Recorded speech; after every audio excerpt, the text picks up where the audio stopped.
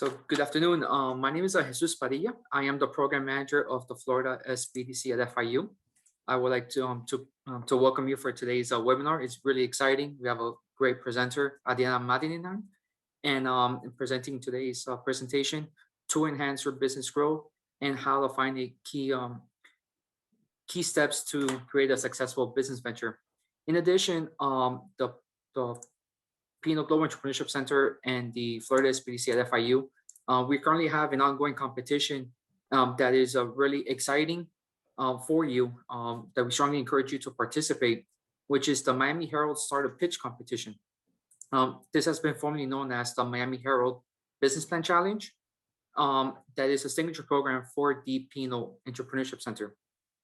In doing so, the Pino staff has coordinated the FIU track, which is designed to provide a platform for all FIU students, alumni, and faculty to showcase new ideas while providing a forum to attract investment for their business models.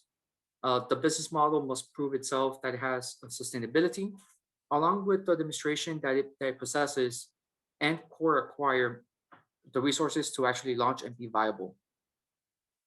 The Miami Herald Startup Pitch Competition has 3 tracks. As such, the FIU track, the high school track, and the community track as well. So for the FIU track, it is open once again to FIU students, alumni, and faculty. Any or all FIU colleges or schools, so School of Hospitality Tourism Management, College of Education, School of Business, College of Business, School of Law. It's open for anyone that it's in the FIU umbrella. In addition, if there's any if it's a team effort, at least one of the team members must be a current FIU student, alumnus, or staff, currently living in South Florida, is a for-profit business, and businesses established or in operations for 3 years or less. So if your business has been operational as of January 1st, 2018, this is the best competition for you to participate in. Now for the community track, it would be the same profile. As such, living in South Florida, being business in operation for less than 3 years. In addition, it will be a pitch deck format of containing 12 to 20 slides. And if one has a serious entrepreneur mindset, different business models, or business ideas, by all means, we strongly encourage you to register, as long as no 2 businesses are the same or aligned to one another. Feel free to visit the Miami Herald website, which is miamiherald.com/challenge. Now, for your high school track children, this is a great competition for them to set stone based on their entrepreneur venture. It's open for all Miami-Dade, Broward, Palm Beach, and Monroe County students. Now, we strongly encourage them to contact their respected network for teaching entrepreneurship program in their schools for additional information as well. The deadline is on March 2nd, so it's fastly around the corner.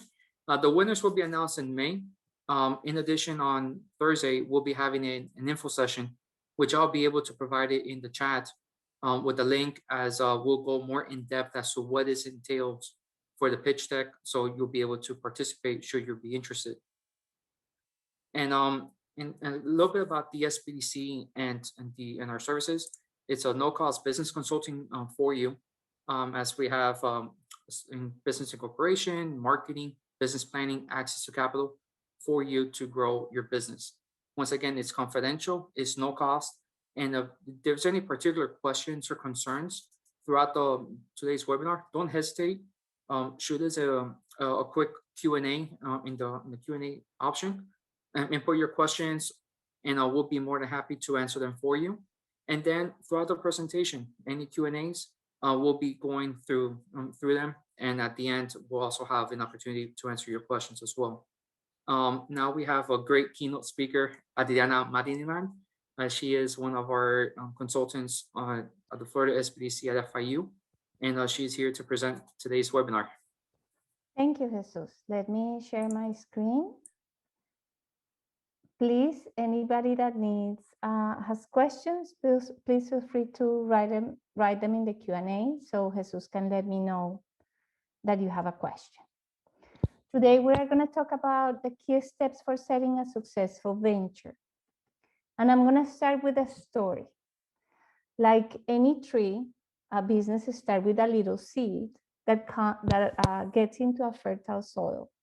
And this little seed starts to sprout and it starts to grow. And pretty soon, this little plant starts connecting with other little plants, and they get advice and they work together and they continue growing.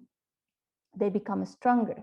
Then they start looking at the bigger trees and they want to be a bigger tree and they want to look for more light and more water. And suddenly those little sprouts become a big tree, a strong big tree. So the companies are exactly the same. You start with a very little business, you plant a seed of an idea, it becomes a good concept, then it becomes a small business, and then it continues growing and until it grows into a big venture. So today we're going to talk about that process of growth in companies. So if you are in this presentation and either you are starting or you have a bigger company, the concepts that are in this meeting today will give you new insights that will help you manage your company even better. So if 3 weeks ago, we made a presentation about from idea to company. So that's how that would be the first stages, from the moment you plant the seed or when you have a seed, and what happens when you plant the seed and how that plant will start growing, that seed will start growing. So if you miss that presentation, I'm gonna stop 1 second so you can scan the QR code that is there, and it will drive you directly to that original presentation in YouTube. So you can watch the first chapter. Today, then, we're going to talk how those businesses grow and the key steps for setting to a successful venture. So a company, like any living organism, because companies grow like any living organism, has natural stages of growth. They must go through. If a company is allowed to find its own balance, it will self-organize through the chaos of growth in remarkable ways. So for those that have had already a company or are growing your company, you know that companies start growing and changing. And it can grow to where you want to go, the company, or it can grow to something you don't want. Because they will grow anyway, they will change, but it's in you as a business owner to make it, manage it to grow the way you want, like any plant. If you leave a plant to grow, it will grow and grow and grow, but maybe you want to just trim some things and organize some branches so it grows in the way that you want. So that's why today we're going to talk about growth. Growth is the act of a process. So definitely managing your company to be a successful venture is a process. And development from a simpler to a more complex stage. So that's what happens. We plant the seed of our business concept, our business idea, and we start growing into a complex stage. And in a business industry that grows or is expected to grow in value over a long period of time. So if you look in a dictionary, that's the definition of growth. So I want to start with the principles of growth, because it's very interesting, like in nature and in business, they're the same principles of growth. So one of the principles is that they need to learn and adapt. So it's like how even in nature, they adapt to whatever these plants need, but our business also is learning and getting information from clients or from provider, and it's adapting. It's adapting. Even last year, we were very clear what happened when we had COVID. A lot of companies had to adapt. They own our identity. So in a tree, a pear tree is not an apple tree and will never be an apple tree. The same your company, it should have a very clear identity. The relationships, so plants grow together and they're in connection with the land and the air and the water and other plants, the same business. and they're in connection with other business, other contacts, other sources. And also the way that plants manage the way they grow and they evolve, well, we also manage our businesses in the way they grow and they evolve. So let's talk about each of these principles. Learn and adapt. Companies need to be aware of the business environment. I think this is one of the points that I usually review the most, together with reviewing the target segmentation of the business. Because companies are very good when they're starting to look what is the economy, what is the industry, how's the market at that time and the trends. But as time passes, they forget to do that. And it is fundamental that every year you go back and you analyze what is the economy of your business, what are changes in the industry, the market, and the new trends, so your business can always adapt. Companies need to have their own identity. So you need to have a clear identity that gives them a place, that gives a place to your business. It's important to have a mission, why your company exists, and why it exists for your clients, the investors, the employees, and the community. The purpose, why a company transform those that get in touch with that product or service. The core value, that are the values or principles by which that company acts. And then the value proposition, why people buy your products and services. So that's what defines a lot of your identity as a company.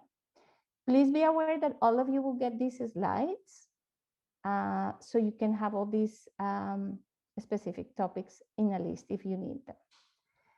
Relationships, also company needs to maintain a complex blend of relationship with their constituents. So the clients, how you interact with the clients, with the investors, with the suppliers that you have in your, either for a product or a service, for partners, that could be, partners as a partnership, that the company was set up as a partnership, or partners that will grow, other companies that you can grow together without being official partners.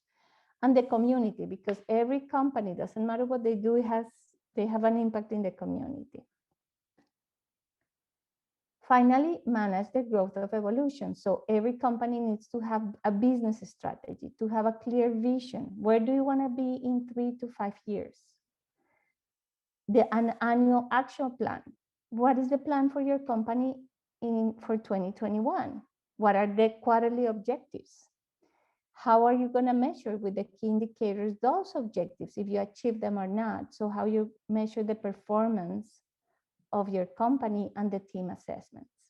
I know these 4 areas have a lot of information, and it could be a presentation for each of them.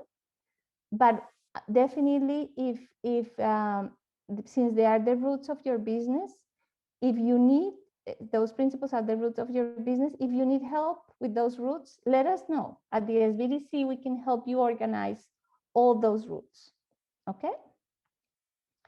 Once you have those clear roots organized, that are all the elements that I mentioned, then we can continue on the growth strategy. I don't know if up to this point we have questions.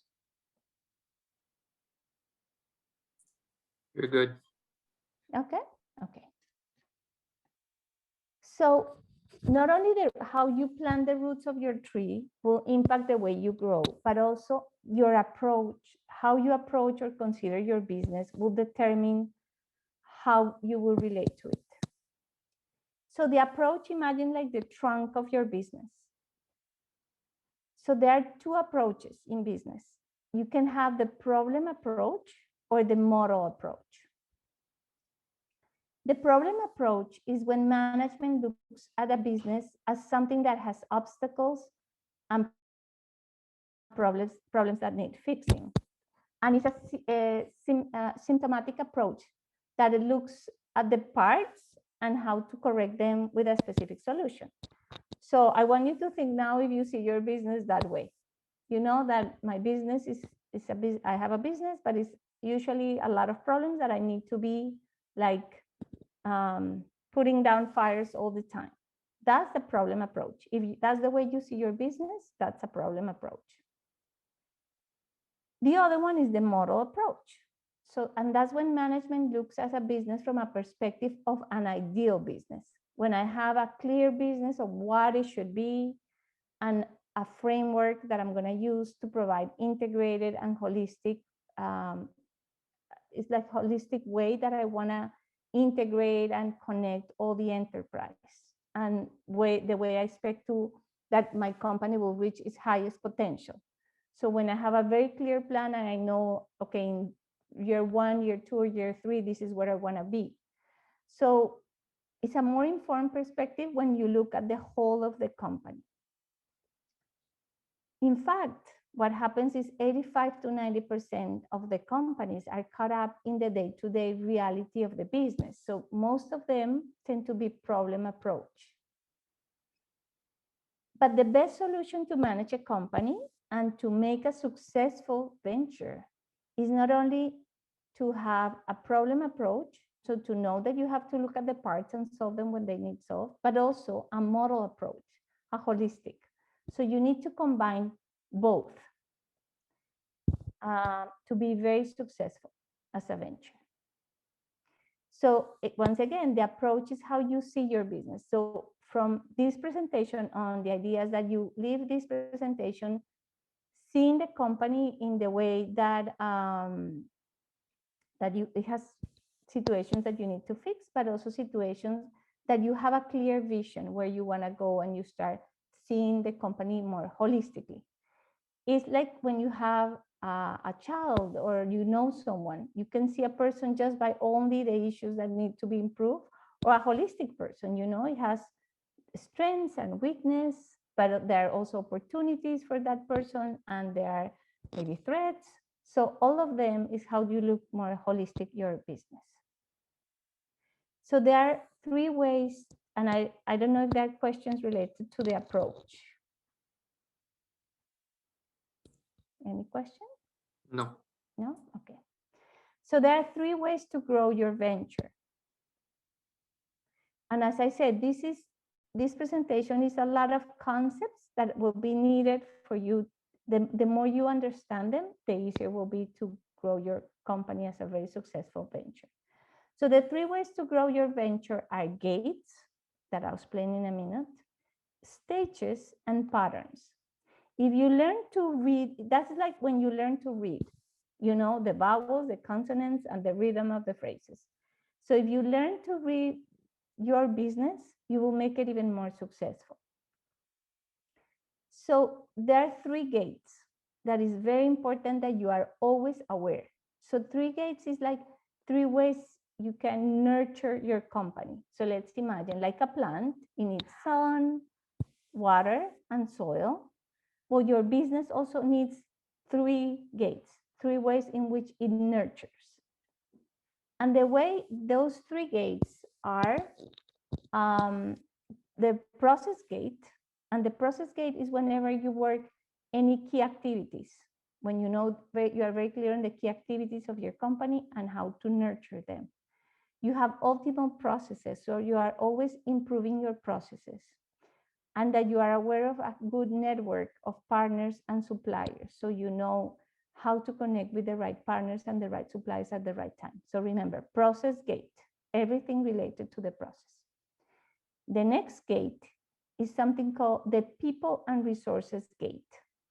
So the next thing, you not only need processes, you need people and resources. So what key resources you need? Maybe you need an office.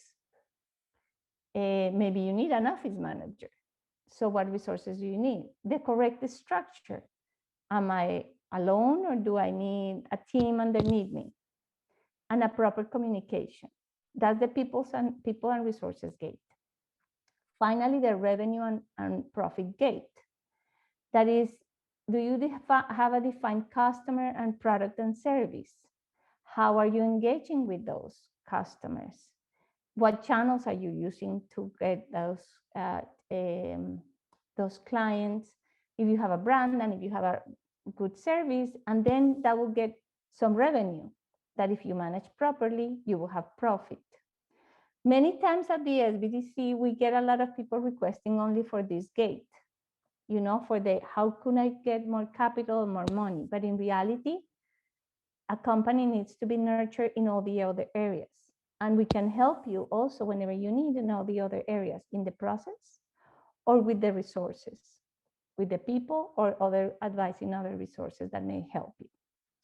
So these are the three ways you can nurture your company: process gate, people resources gate, and revenue and profit gate. The second thing to identify, now that you know what food to give to our company, we need to understand what are the stages of growth. It's like a human being, a baby, a toddler, a kid, a teenager, an adult. So the same happens with the business. It's very important to understand what are the stages. Even though this book, Navigating the Growth Curve, describes it by the number of employees, you may have a small company that is not going to grow to that number of employees, but you may notice that you start feeling those type of needs. So when you get this presentation, you will have this like as a guideline. Imagine to read, if your company is in this stage, it's a baby. If your company is in this stage, it's a toddler. If your company is in this stage, it's an adult, okay? So the reference point to understand the up and down of a growing company are those stages. And each stage of growth has its own rules and needs and challenges. As I said before, the needs of a baby or a small plant are very different from the needs of a teenager or a growing tree. So maybe a tree is not afraid of an animal, but a small plant, an animal can come and step in and kill the little plant. So each stage will have its own rules, needs, and challenges. The first stage is the startup stage.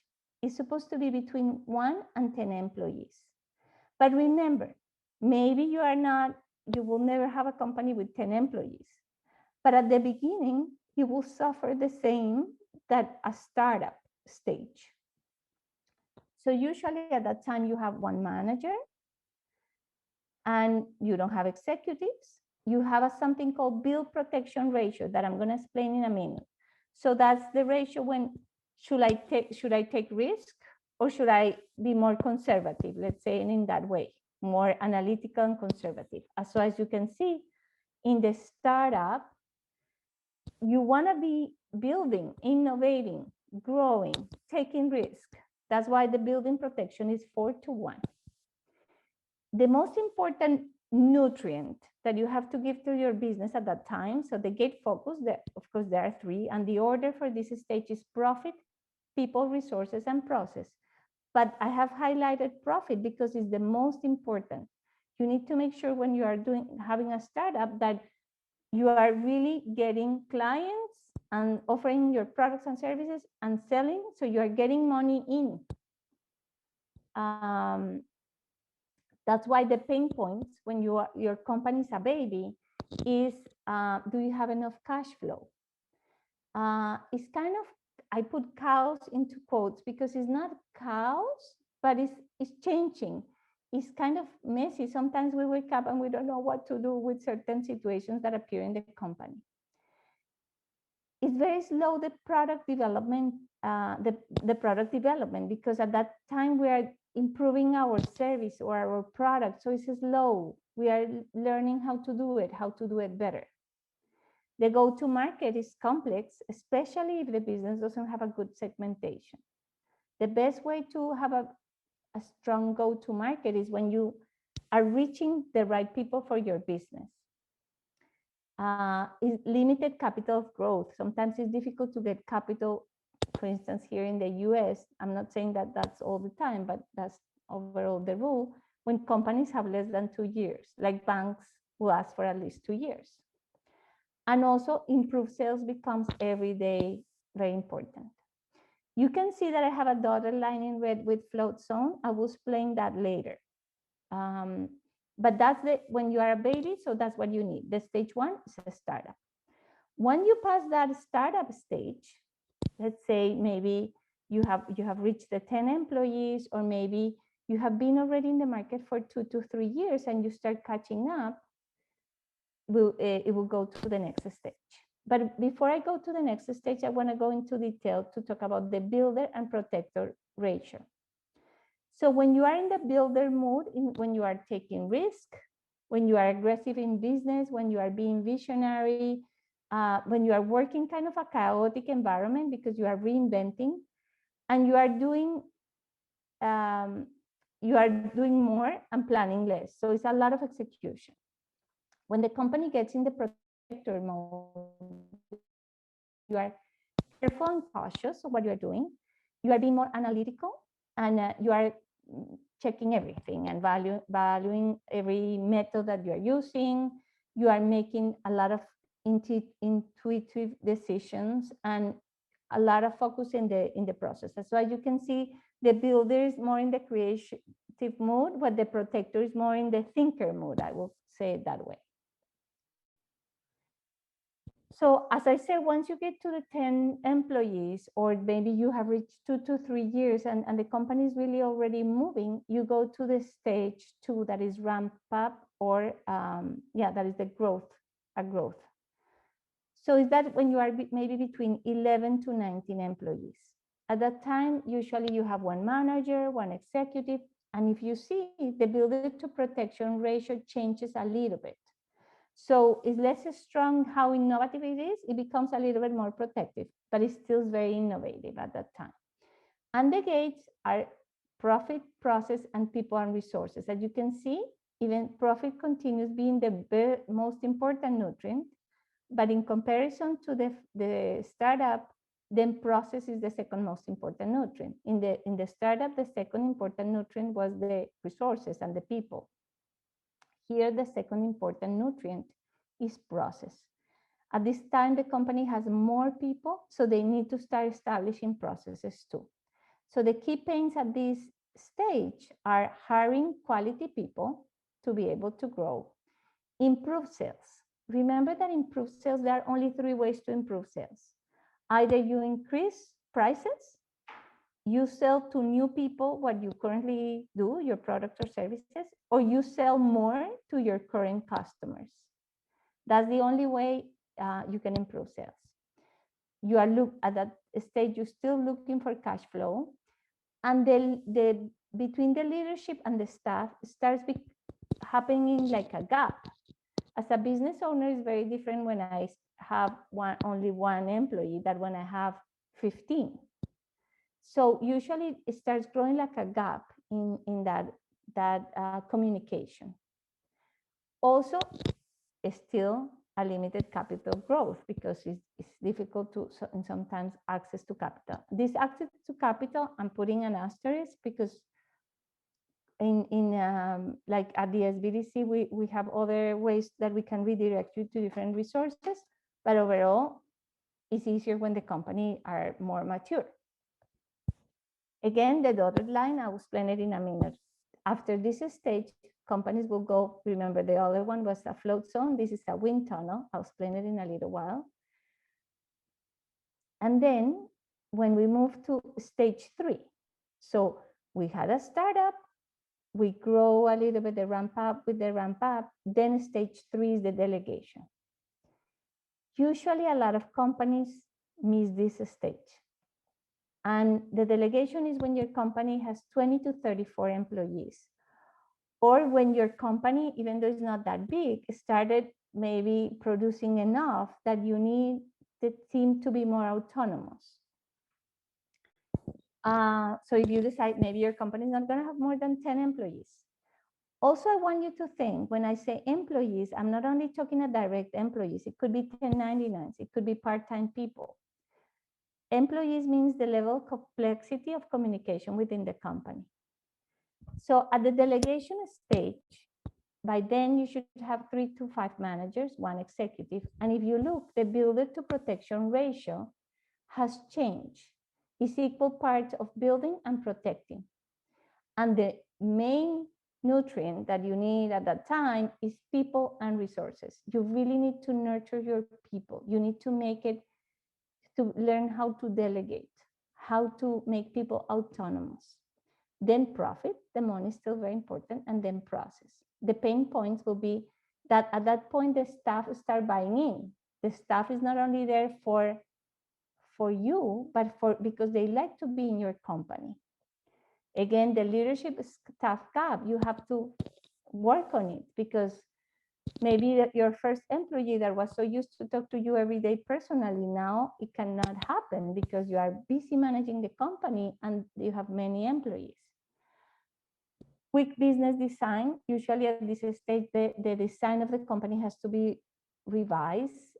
If the company doesn't have clear core values, is very important, because remember, all employees should be guided through those core values.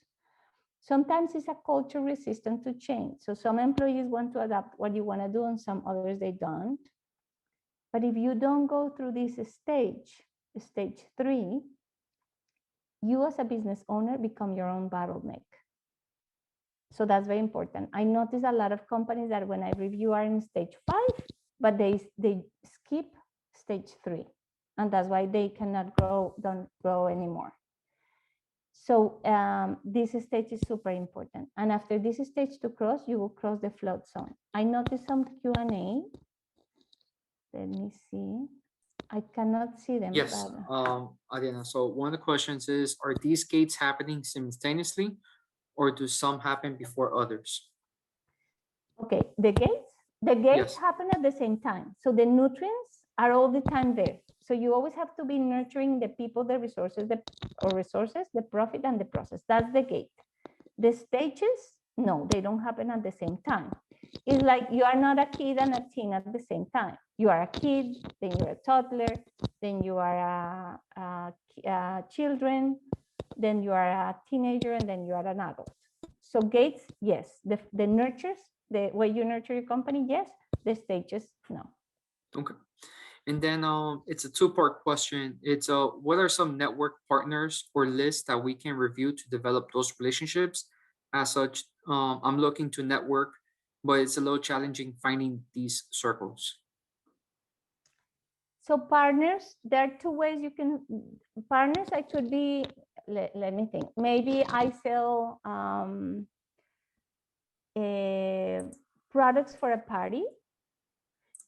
Someone that sells dresses for kids for parties would be someone that I could partner in a way, because we have the same segment. We look for the same market. So that's a good partner. That's one way to find partners. Other ways to have partners are your suppliers, because the same supplier usually provide to your business and are similar. That's why some companies integrate vertically. That means that they connect with the suppliers backwards, in the line backwards, let's say in the production line, but also find companies in which you go towards the same market, because then you together will be very interested in growing together. So those are the 2 best ways to find partners. Okay. And for example, how about like healthcare marketing? Healthcare marketing, it depends. So that will be kind of a different topic, but you always, this is not specifically about marketing, it's how to grow your company.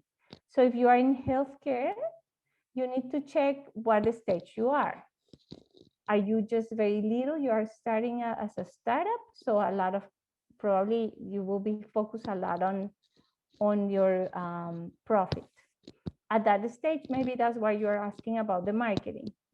So definitely the best secret, I will say, because everybody knows, but rarely the companies apply it, is to be very specific on your segmentation. Be very clear on what are the clients that you want to reach. Is it in the business to consumer? Is it in the business to business? Is it in the business to government? And then once you have a very clear definition on who do you want to reach as a company, then you can create the proper pieces to reach them and get more, and generate more sales. Perfect. All right. Thank you. Okay. No other questions at this moment. Okay, so we have gone to the first 3 stages: startup, ramp up, and delegation. After delegation, it comes stage 4 that is called professional. Is when you have 35 to 57 employees. But usually at this stage is when you realize, oh, my accounting process is very weak. My marketing team is very weak. That my sales team is weak.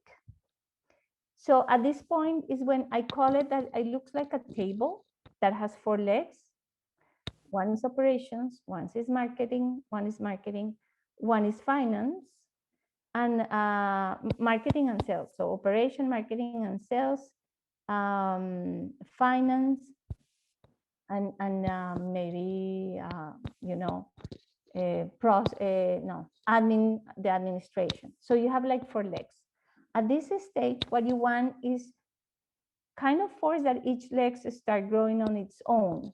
So each leg should grow like you have to let the financial team to grow strong as a team, the marketing team to grow strong as a team. Each team should grow. So sometimes they grow like separately a little bit first in this stage, but it's very important that they become very strong. So at that time, you should have 6 to 10 managers, 2 to 3 executives, and the relationship is 3 to 2 build to protection. Remember that in the delegation, we were 1 to 1. So we have to be very strategic and at the same time continue taking risk. Here again, the risks are a little bit higher than the thinking and more conservative and analytical. The nurture, even though again you need the 3 gates to nurture, you should focus at this stage on the process. So the process stage is at this stage, remember, we are letting the financial team to grow, the marketing team to grow, the sales team to grow, the operations team to grow. And the way to do it is that they start establishing their processes and how they're going to do it efficiently and right. So usually the pain point at this time is that the weak projection in management. So management, the team is getting bigger, it's organizing, so it's difficult to have projections of how to manage all everybody. Sometimes the problems are everywhere, are in each of the legs of the business. So it's difficult to diagnose which is the problem. There is high rotation. Sometimes after the delegation and when these teams are forming, because new leaders are emerging, some people are not happy and sometimes they leave. And they realize that systems are limited. Is when they realize, we need a better accounting system. We need a better CRM. We need other tools. And I say unbalanced growth is because those legs start to grow in different order. And after to cross this, they will go to a wind tunnel. Stage 5 is the integration. So imagine all those 4 legs already grew and got very strong, but now we need to integrate all the areas, finance, marketing, sales. We need to put them together, all the areas that work together as one. That's why it's called integration. And that usually happens when you are 58 to 95 employees. Remember that employees are your direct employees, your 1099s, everybody that works in the company.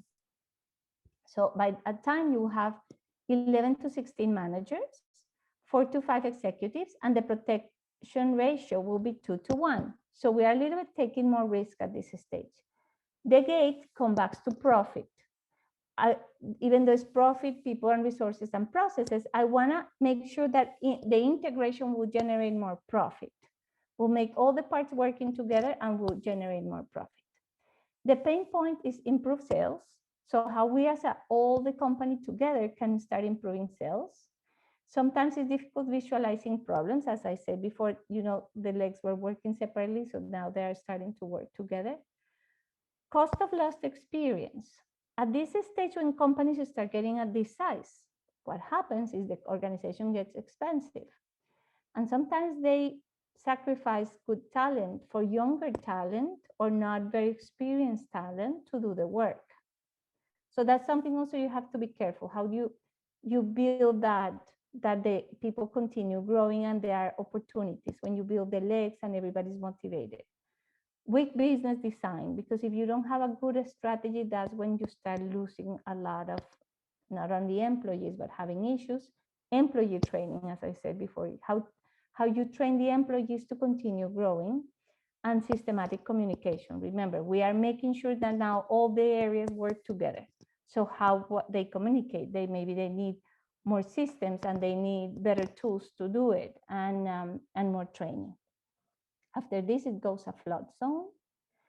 Stage 6 is the strategic, and I'm going to make a parenthesis here. If you know any of the managers that are in the news every now and then that are well known for working in startups, they tend to work only up to companies with 100 employees because they say that they are more agile. When they move to the strategic size, that is 96 to 160 employees, of course, they are big and they are more difficult to change and to move and to execute. It's not wrong, but it's usually when a company maybe is in more than one market and is growing in different ways.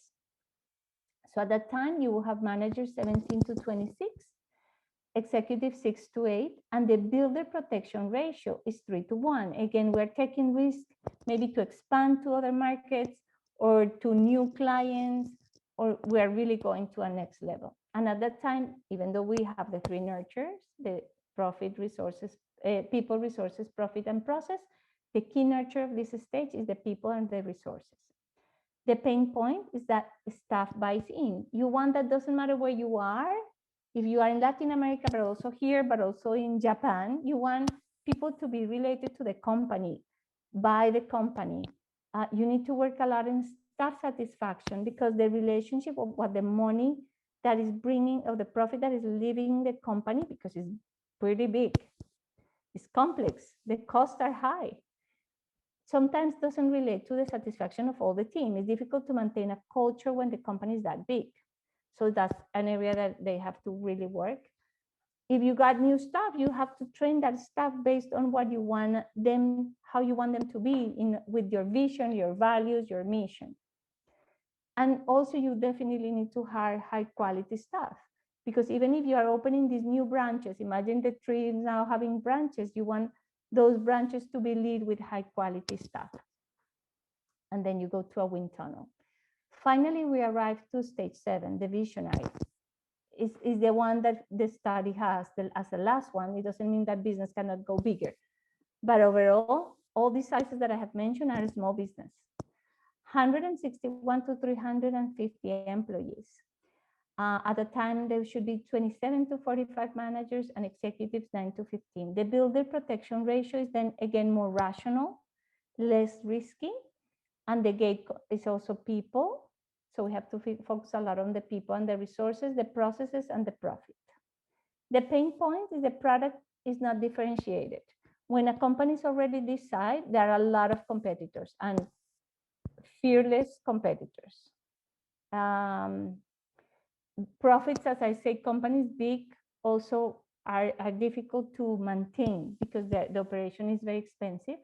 There are inadequate profits, I already say, slow getting to market, the offers to market. Remember, at this time, once you pass the 100 employees, that side market is usually markets that are very competitive. They already recognize, everybody knows who you are. Weak business design and marketing challenges to grow too quickly. So it's one marketing challenge and the next one. So these are the 7 stages, like from baby to toddler to their growing. Baby, toddler, child, teen, and adult, but for companies, okay? Those 7 stages, and you will get it in the presentation. So we already talked about the 3 gates that are how you nurture your company, the stages, how companies grow, but now the patterns. How do I know the company is changing from baby to toddler, from toddler to kid? How do I know? So there are interesting patterns that will help us understand that. Most people don't understand what is causing the trauma and the problem in the company because they don't know how to recognize it correctly. So if you remember these patterns, you will know that already your company is demanding something else. It's when we have kids, suddenly the kids start doing something like, oh, you know what? This is not a kid anymore. Now it's a teen. So it's like this sudden messages that we start seeing in our company to see it's time to change. So these are the 7 stages that we talk: startup, ramp up, delegation, professional, integration, strategic, and visionary. But to cross, every time we cross one to the next one, I will go either through a float zone or a wind tunnel. And as you can see, the pattern is float zone, wind tunnel, float zone, wind tunnel, float zone, and wind tunnel. So what are float zones and wind tunnels? Float zone is, and I'm sure you have felt many times in many of your companies, the pain points is when there is a high increase in activity level, there is more work than hands. This is when you feel you are working 24/7 and there's no enough people in the company. Employees are overcharged, everybody's tired. And then there's kind of chaos. Again, I'm putting chaos into quotes because it doesn't mean your company is in chaos. It's just that everything is like overwork. That's when it's a float zone. Wind tunnel, as the name clearly points, is when whatever you had used to work, it doesn't work anymore. Probably when you have noticed that when you start working, then I don't know, the appointment system you had is not working anymore. The CRM that you had is not good anymore. The internet connection that you had is not, the broadband is not wide enough it doesn't have the capacity you need anymore. So that's when the wind tunnel. So that means that whatever you were using is not enough. I'm gonna go back a little bit just to show you something. So from a startup to ramp up, you will start feeling, oh my God, I don't have enough people or hands to do what we need to do. When you are crossing from ramp up to delegation, the telephone system that you had is not enough. You now maybe need a better CRM. So that's why it's wind tunnel. The same from delegation to professional. You start delegating, but there is a point that, oh my God, it's so overwhelming. We need to get better at the way we do things because we don't have enough people. Then how you make it more professional, so all the areas grow. Then when all the legs of the table are growing, then not everything is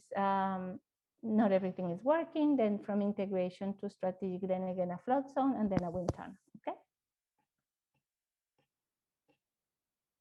But also another way to notice this is every time you're crossing a stage, usually the 20% of the time you start getting a good strategy, you work on it. But then there is a point that you start feeling pressure, either of that pressure that I don't have enough hands to do the work, or that the systems that I had are not good anymore.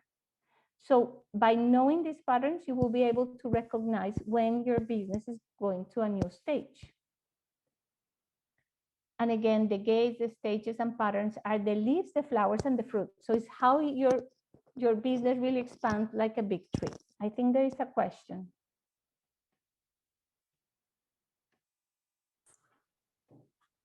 What about audio? There's some nugget. Okay. No, it's more technical question. So you're good. Okay. As I said at the beginning, some business will remain small, but as they mature, they will cross to similar stages. So I recommend that you keep these slides. So whenever you feel certain stages, you realize maybe your business is growing and it's changing. So it's not more problems, even though you have to face those problems. Remember the problem approach, but you need to have the model approach. So what is the next step that I should be building my company to get there? So if you want to build the 5 steps for setting a successful venture, will be first, build the principles, the roots. Make sure you have all of that. If you don't have what I mentioned at the beginning, let us know and we will help you. Then know your approach. So remember, am I only a problem approach? How can I become more a model approach? And even this presentation will help you to get there. Be aware of the gates. Be aware of the type of food you have to bring to your business. All the nutrients that your business needs. Remember, the profit, processes, people, and resources. Then know the growth stages, because then you start feeling things. Sometimes when I have clients, I say, well, you know, let's check the business stages. And when I say, how many employees do you have? Oh, I have 65 or 15. And then we look, and when I describe and say, oh, that's exactly what I'm feeling in my company. So that will help you to know the growth stages. And then recognize the patterns. So then when you recognize the pattern, you know that it's not a problem in your company. It means that the company is growing. And either you need to, what it means is you need to prepare to the next stage. Steve Jobs says, if you really look closely, most overnight successful took a long time. So very successful companies were not built in one night. The same like your ventures. Questions?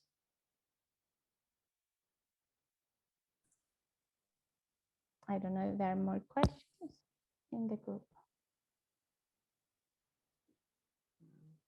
Not at this moment. No? But once again, Brianna has provided everyone the link to download today's presentation, and also we'll be uploading the link at our YouTube page, uploading the today's presentation as well. So if there's any particular questions, don't hesitate. This is the time to put them in the Q&A. I'll be more than happy to read them to Brianna. And in addition, there is a poll to provide us a feedback how beneficial was this workshop for your business venture. Okay, all right. Yeah, yes, Adriana does provide business consulting. She is one of our 25 business consultants at your disposal in growing your business. And don't hesitate, shoot us an email, and we'll be more than happy to connect you with Adriana towards your business venture. And I want to add something. My specialty is business growth and innovation, but we are 25 plus consultants. And now that we talk about the gates, even if it is not my expertise, there are consultants that are expert in the profit and financial consulting. There are experts on the process consulting, and there are experts on the people consulting too. So not only as a growth, but if you need any specific area of those nutrients that you feel are not being fulfilled completely in your business, we're here to help you from the moment that you're starting a business, or if you already have a set up business. I think the SBDC is a wonderful secret that I wish more people knew about it. So. And then also in the chat option, I will be providing you my email and also the link so you could go ahead and register so you could meet with our business consultants.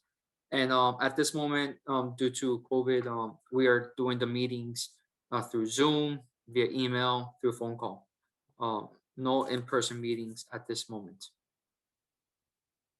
And then for Vincent, I will, by all means, shoot me an email. I'll be able to assist you with the appropriate questions.